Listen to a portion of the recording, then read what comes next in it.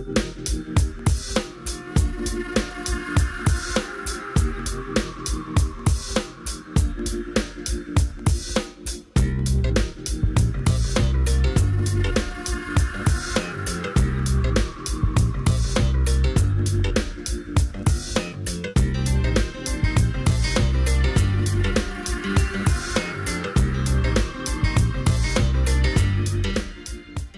Keith.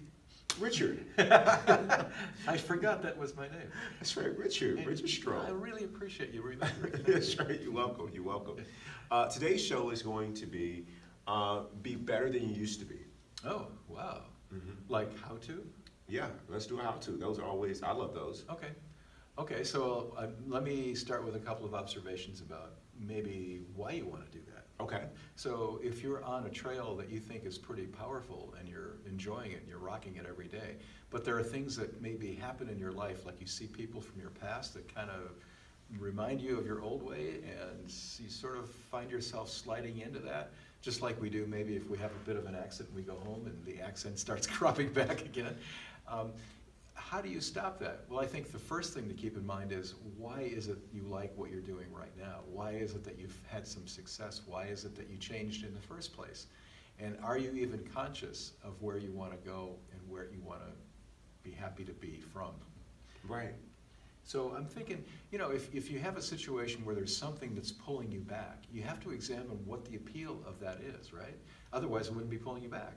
So if there's something that's telling you that you're, you know, yeah, maybe it isn't quite this good, maybe it would be really great to have a loaf of bread right now, and you've not had it for a long time, I think you have to examine what that need is, what that desire is, because it usually isn't about the bread, it's about something else. Right, exactly. Yeah. Yeah, there's something else that your appetite, or there's something that you are trying to deal with or appease in perhaps an unhealthy way, to whether it's, you know, you've been injured, or your ego or mind is telling you that you've been hurt, and you're just trying to, in the lack of a better word, numb yourself to it, or medicate, or make yourself feel better. And what you're going to do that for you, is it healthy for you? And on the other side of indulging in that, are you going to feel better about yourself? And lapsing is part of, I think, the human condition. We all tend to want to make things easy for ourselves. And remember, if you've worked hard to get to a place where you are already, and you've had some success and you feel good about yourself, lapsing is really the last thing that you want to do. But on the other hand, it's human nature to kind of want to have things easy and simple.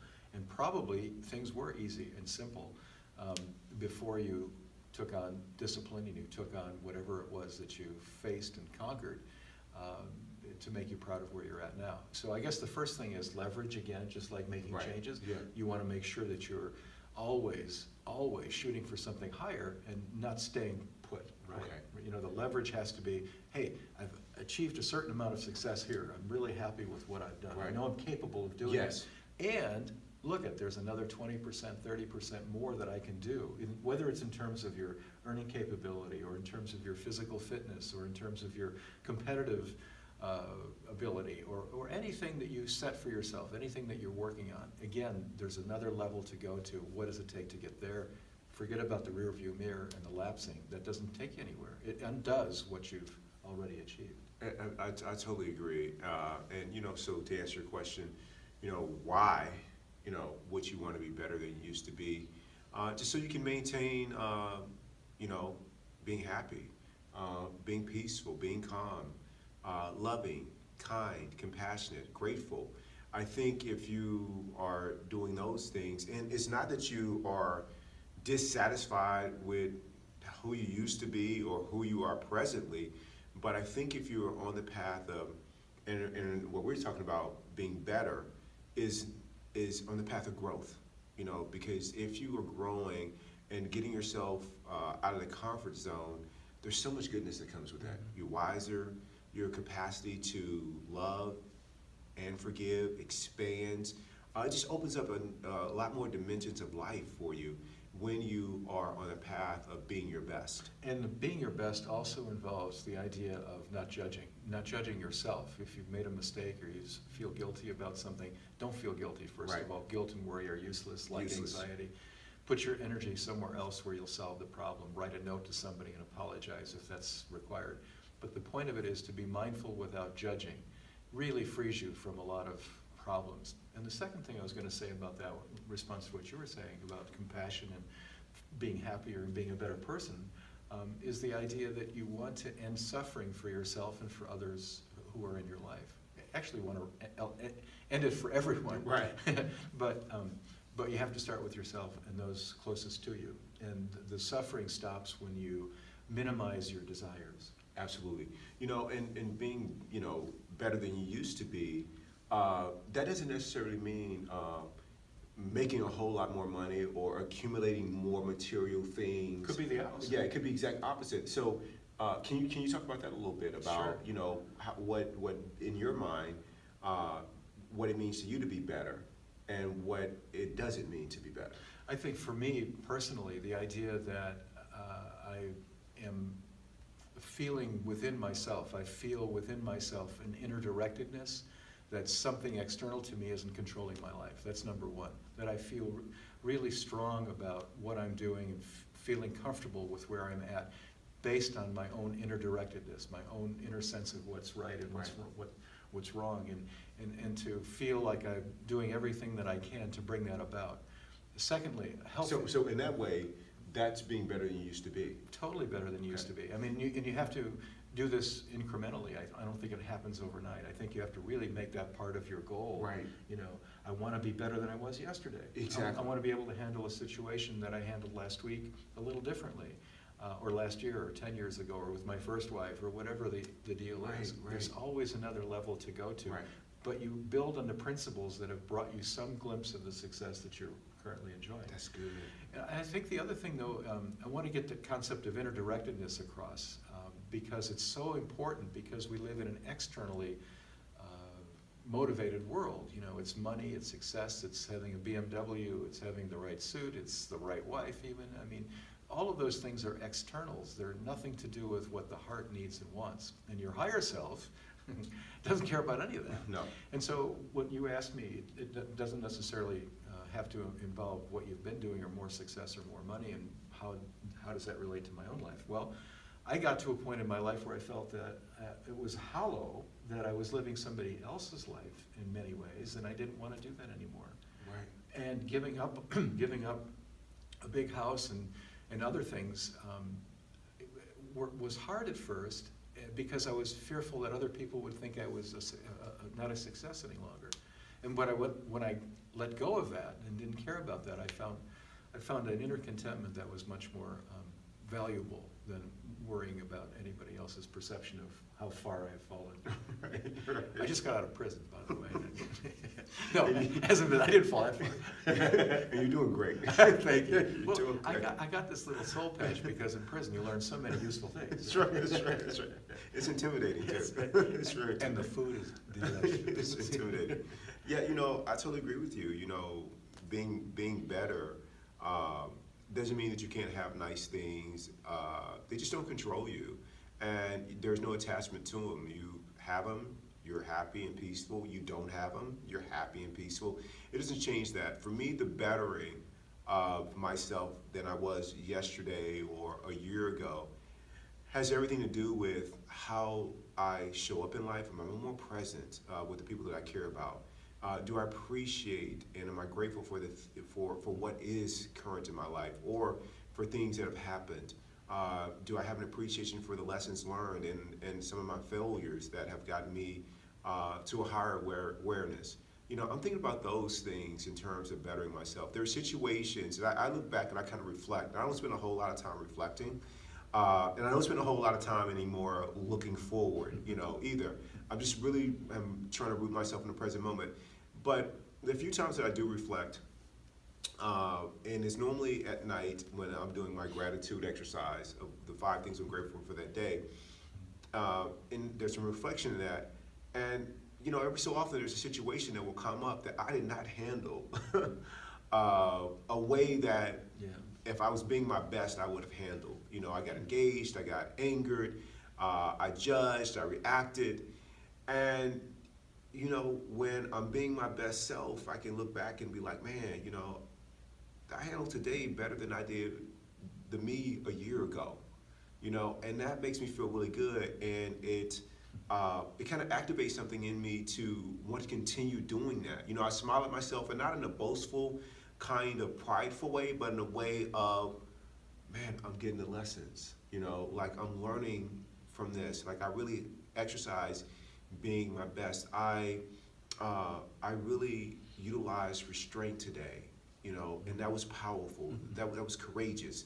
I just kind of say those things to myself. I didn't react, or I'd have blown up on that, or taken this personal a while back, or I'd have got caught up in this heated national debate about this and that, and my ego had been struggling to make my point come across over the other person's, which does nothing but cause disconnection, and it just separates us.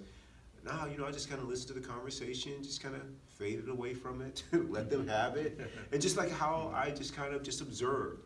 So those are the ways that I'm trying to better myself today, and that's kind of how I'm defining it.